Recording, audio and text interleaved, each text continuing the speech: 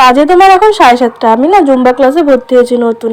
আর আদ্রিতার যেহেতু এখন স্কুল নেই, গরমের ছুটি পড়ে গেছে, আদ্রিতার পাপা গেছিলো মাঠে। তারপর আমরা এখন তিনজনে মিলে চলে এসেছি আজকে চিকেন কিনতে, যেহেতু আজকে শাশুড়ি মা বাড়ি নেই। সমস্ত কাজ আমার করতে হবে, এই শাশুড়ি মা না থাকলে যে আমার কি কষ্ট আজকে তোমাদের সাথে সেটা শেয়ার করবো। ওই যে আমাদের গাড়ি দেখতে পাচ্ছ, ওখানে বল আছে ব্যাগের মধ্যে, আর ওখানে বরমশাই আছে মাংস কিনতে, আর এখানে কুকুরটার সাথে দেখা হলো, আদ্রিতা একটু খেললো কুকুরটার সাথে। তারপরে এখানে হচ্ছে সবজি বাজার নিলাম, একটু শশা নিলাম, একটু কী কী কী নিলাম ভুলে গেছি। তো যাই হোক, এখন হচ্ছে আদ্রিত এখানে গাজন দেখাচ্ছিল আমাকে। তারপরে আমার বড়মাশাই গাড়িতে উঠবে কিন্তু ভুলে গেছে আলু নেই, আবার এসছে আলু আনতে। তারপরে এখন আদ্রিত পড়তে যাবে, একটু মধু দিয়ে একটু ছাতু দিয়ে শরবতের মতন করে দিয়ে এটাকে খেয়ে নেয় সকালবেলা। এটা খেয়েই কিন্তু স্কুলে যেত। আর এখন যদি স্কুল নেই, আর আমি এখানে দেখো কালকে রাত্রেবেলা চিয়া সিড, খেজুর, ড্রাই ফ্রুটস কিছু ভিজিয়ে রেখেছিলাম। আর এর মধ্যে হচ্ছে এখন আর একটুখানি তোমার ওটস নিয়ে নিয়েছি, আর কলা নিয়েছি, কলাটাও তোমাদের দেখাবো, আর এই ওটসটাও ঢেলে দিলাম। আর মাঝে সাঝে আমি দুধ দিয়ে খাই, কিন্তু আজকে আর দুধটা খাবো না, আজকে একটু ঠান্ডা জল নিয়ে নিয়েছি, ওর মধ্যে দুটো বরফ রয়েছে। আর এই যেখানে কলাও দিয়ে দিয়েছি, এখন পেস্ট করবো, পেস্ট করে খাবো। বেশ ভালো লাগে খেতে, অনেকক্ষণ পেটে থাকে জানো তো, মানে পেটটা ভরা ভরা লাগে। আর আমার এই ভাত খেতে একদম ভালো লাগে না, মানে ভাত আমার কাছে বিষ বলতে পারো। ভাত খেলে আমার অস্বস্তি লাগে শরীরে। এটাকে খেয়ে নেবো। আর এটা আজকে এতটা বেশি হয়ে গেছে, আজকে একটু ওকেও দেবো, বরমশাইকেও দেবো, কারণ ও এসব খায় না, ও আবার একটু ভাত প্রেমী, ওর আবার ভাত হলে পরে আর কিছু লাগে না।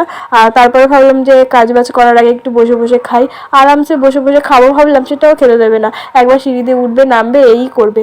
তো যাই হোক, এখানে চলে এসেছি বাসি কাশি ধুতে, বাসি থালা বাসন হয়ে গেছে কত আগের দিনের। শাশুড়ি মা নেই, মানে হচ্ছে উনি একটু বেড়াতে গেছে, চলে আসবে দুদিনের মধ্যে। কিন্তু এই যে এই সমস্ত কাজবাজ আমার করতে হয়, এগুলো তো আমার করতে হয় না বলো, কিন্তু এগুলো আমার করতে হয়। না থাকলে বুঝি মানুষ, মানে উনি না থাকলে আমার যে কি অসুবিধা, মানে উনি থাকলে আমার কতটা হেল্প করে দেয়, উনি থাকলে পরে বুঝি না, না থাকলেই আমি বুঝি।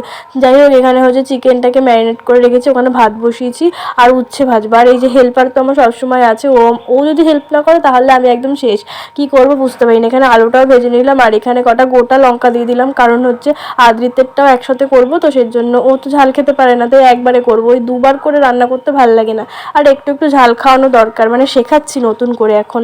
তো যাই হোক, মাংসটাকে কষিয়ে নেব, বেশ কষা কষা মাংস, ভালোই লাগে খেতে। আর শ্বশুরমশাই যেহেতু বাড়ি আছে, ওনাকে বলেছি পেছনে যাও, পেছনে গিয়ে হচ্ছে গন্ধরাজ লেবু পাতা নিয়ে আসো, এই যে এখানে না বীজ ফেলেছিলাম, গাছ হয়েছে, তা উনি হচ্ছে এনে দিয়েছে, আর এই জানলা দিয়ে ট্রান্সফার করে দেবে। বলছি এটাকে ধুয়ে ঠুয়ে নিই, তারপরে বলছি এটা দিয়ে আমি কি করব।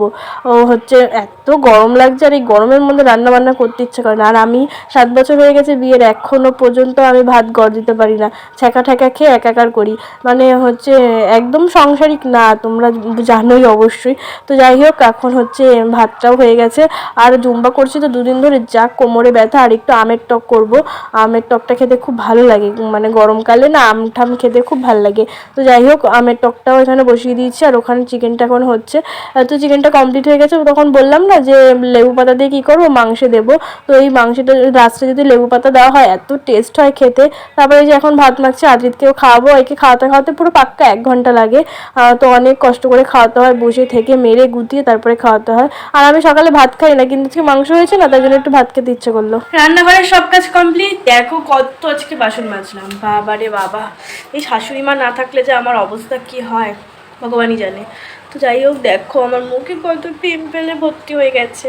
তো চলো ওপরে যাই, অনেকক্ষণ ধরে গপুকে দেখি না, ওর মুখটা অনেকক্ষণ ধরে দেখি না। সকাল থেকে যখন উপরে যাইনি, আর আমার বরমশাইকে বলেছিলাম যে গপুকে সকালবেলা খাইয়ে দিতে, দেখো খালি গায়ে করে মাথায় পাগড়ি পরিয়ে রেখে দিয়ে চলে গেছে। তো যাই হোক, এইটুকু যে করে দিয়েছে আমার এই অনেক। আর এই যে এখানে দেখো পণ্ডিত মশাই টিভি দেখছে, এখানে বসে বসে, গরমের মধ্যে বাইরে যেতে দেই না, যা গরম বাবা, মানে সারা গায়ে ঘামাচি হয়ে যাবে।